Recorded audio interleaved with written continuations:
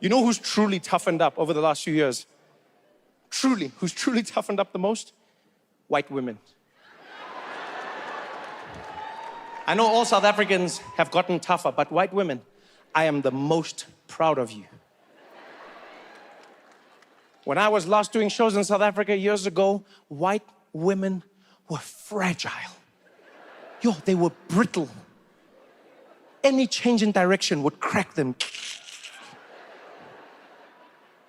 You would see, have you ever seen, you'd see white women back in the days, things would go wrong. They'd be like, I just can't, hey? I just can't. I mean, like, you're living in a country where I swear to God, it's just, because I was driving today and they just cut you off. And you're at the robots and you've got these guys knocking on the window. I just can't. Zuma must go. I can't. I can't do this. I can't. It's too much. It's just too much.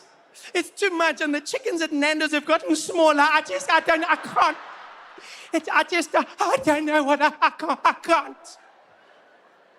White women were brittle. And then I don't know what happened over the past few years. But they have toughened up. They have truly toughened up. It's almost like these white ladies were in their garages training every day. Because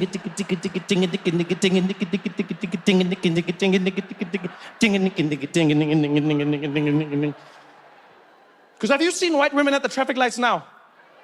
Have you seen white women during load shedding at the traffic lights? You better pray to your God when you meet them, eh?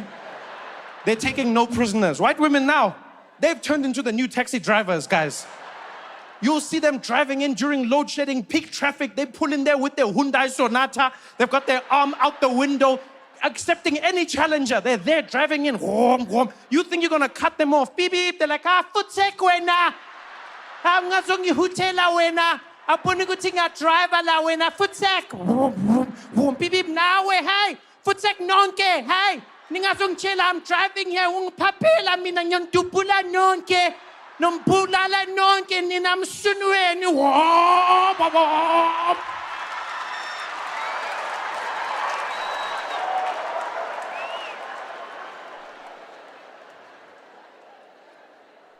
Wow! These white ladies are getting home to their husbands. You know, they're there in the kitchen like, hi, honey, how was your afternoon? Yeah, sometimes you have to show them, eh? Sometimes you just have to show them. Uba bonise, uba kombise. Yeah, because ngi ate sharp mina.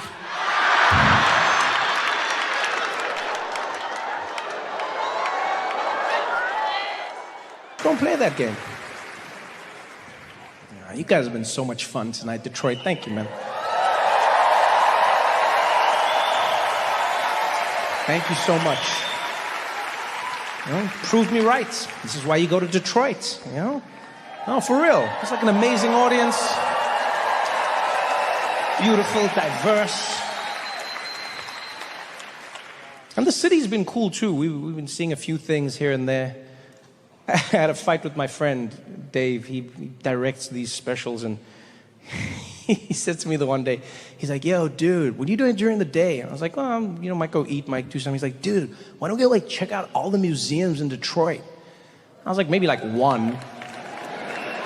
And he's like, what do you mean one? I was like, yeah, well, I'm not all. What do you mean all? He's like, dude, have you been here before? You know how many amazing museums they got? I'm like, yes, but it's still a museum. I'll do, one, and that's it. I don't have that much stamina. I can't do as many as you, right? And he's like, well, what do you mean you can't do as many as me? How do you know? I was like, dude, because you're white, you enjoy doing that. I was just joking. I was just teasing him. I just tease him. He got so offended so quickly, right?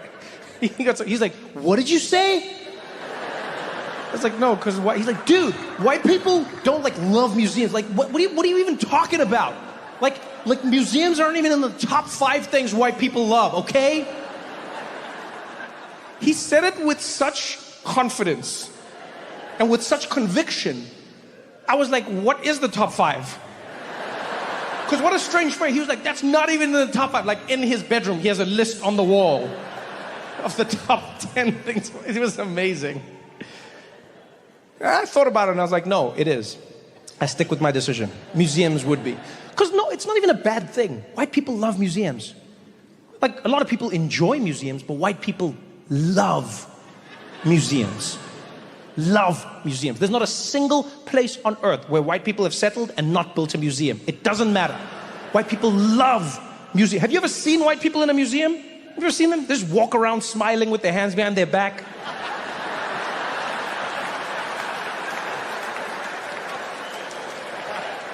Yep, that was us. And that was us too. It's been a good run. White people love museums. What are you talking about? It would easily be in the top. I wouldn't put it at number 1, but it would be in the top 5. You know? Yeah, I thought about it. I was like, if I was to have a top 5 things white people love, I'd put museums at number 5. At number 4, I'd put swimming. Right? Because white people love swimming. And there's nothing wrong with that. Have you seen white people swim? Like, you look stunning. Stunning. Because whenever white people swim, you do that thing with your hair, you come out of the water, just like... and it just goes perfectly back like a duck. I would love swimming too. White people love swimming. White people love swimming so much that they made it that you can win more medals at the Olympics swimming than any other discipline. Yeah, that's how much white people love swimming. I realized this the one day. There was an argument going on about who the greatest Olympian of all time is. Right? And the final two was Michael Phelps and Usain Bolt. And then one of the arguments was, well, Michael Phelps is better because he has more medals. And I was like, yeah, because he cheated. Yeah, he won them swimming. I'm not saying Michael Phelps is not a great Olympian. I'm just saying you can't count the medals in the argument, right? Because in swimming, it's the only discipline where you win more medals for doing the same thing in a slightly less efficient manner. It makes no sense. Think about it. They'll be there. It's like 100-meter freestyle. Bam. Done. Gold medal. Yeah. And now this.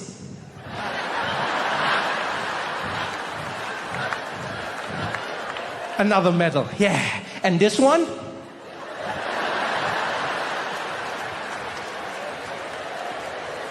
Another medal. But what about this one?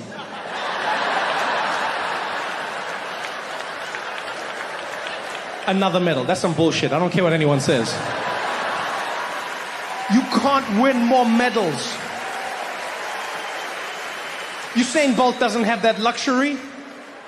When Usain Bolt runs, it's the 100-meter and it's done. Remarks, set, pa, run, run, run, run, run, get to the end, win, gold medal. That's it. Yeah, he doesn't get to turn around and be like, that was an amazing race and now I'm going to do it butterfly style.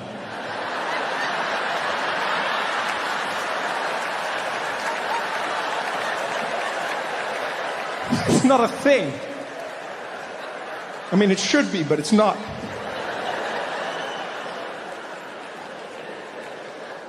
White people love swimming, so they made that the rule. I get it.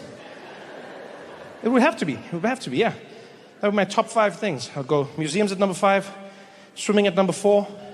Number 3, being flabbergasted. White people love being flabbergasted. Come on. You know exactly what I'm talking about. Have you ever seen when a white person's having like a bad day, something's gone wrong, and they always do that thing with their face, they just get flabbergasted, it's like, oh.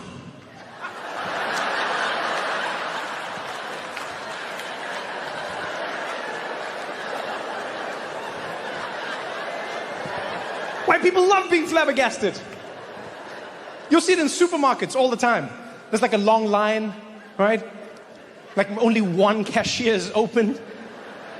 Everyone's standing there patiently. There'll always be one white person who pops out like...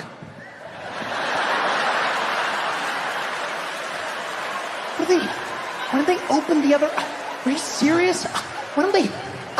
Are you... The only thing white people love more than being flabbergasted is finding another white person to flabbergast with. Have you seen that? Yo, whenever that happens, magic. It is absolute magic. A white person will be flabbergasting. They'll make eye contact with another white person, and then they'll flabbergast together. It's like they Voltron their flabbergasting into a super flabbergast.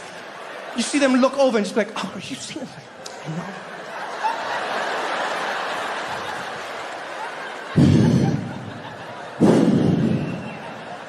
And that's one of the keys to flabbergasting I've learned. You have to exhale. You have to let it all out. Life is so hard that the air has to leave your body. You can no longer even breathe. That's why there's so many tornadoes in the Midwest. It's just white people flabbergasting. It's like...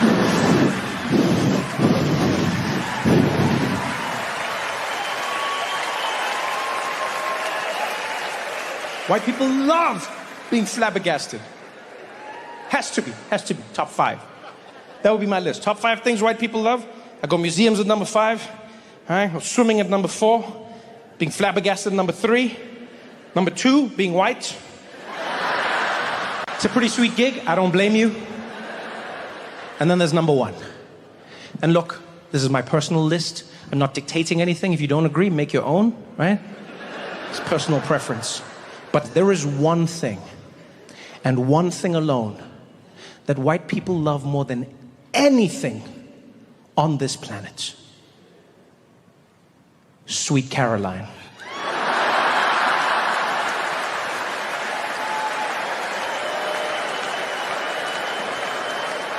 Let me tell you something now, Detroit. There is nothing that brings more joy to the soul of a white person than the sounds of that Neil Diamond song.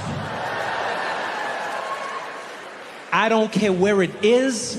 I've been on every continent, in many countries. When that song plays, you see white people's eyes light up like sleeper agents who've just been activated. It happens every time, without fail. Every single time. And it's not about music, because other songs will be playing. Yeah, they'll be at a cookout, they'll be at a baseball game, they'll be at like a company event. All the other songs are in the background, they pay them no heed. But when that song kicks in, it taps into the very DNA of whiteness. I don't know what it is, but it interrupts everything else. You'll see white people, they'll be hanging out, having conversations. They'll be like, yeah, you know, I mean, business, mergers and acquisitions, you know, it's one of those things. Yeah, I know, we should circle back. Let's put a pin in it. And that song comes in, and every single time, you think it's not going to happen as well. It always creeps in. It always seems like it's not going to happen. But it's always the same. It's always the same. It's always just like...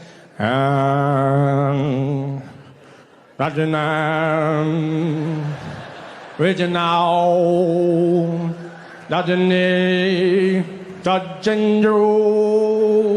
bum bum bum swing, Caroline. See, I didn't tell you to join in.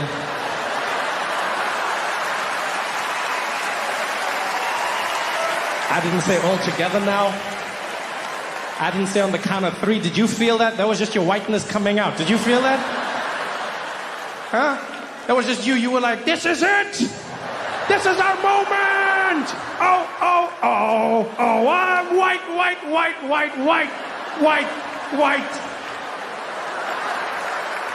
Look at you right now. So you're beaming. Look at your face. Look at you. Look at that joy. 10 minutes ago, you were like, I don't know about this guy. Now you're like, best comedian ever! Don't ever lose that joy. None of you white people, you hold on to it. It is a treasure. It's the most adorable thing in the world. There is nothing that makes white people happier than that song. Nothing. That song is pure, uncut Caucasian joy. That's what that song is. White people cannot resist it. Yeah, like forget 23andMe. If you want to know how much white you have in you, play that song. The louder you respond, the whiter you are. I just saved you some money. There's no white person I've seen resist. It is the Marco to your polo. That's what that song is. Like, I'll tell you something now. If there was ever like a giant earthquake, God forbid, and people were trapped beneath the rubble, I'd volunteer to find all the white people. I'll be like, you guys find everybody else. I got this. Sweet Caroline. I found another one! Like, you okay, man?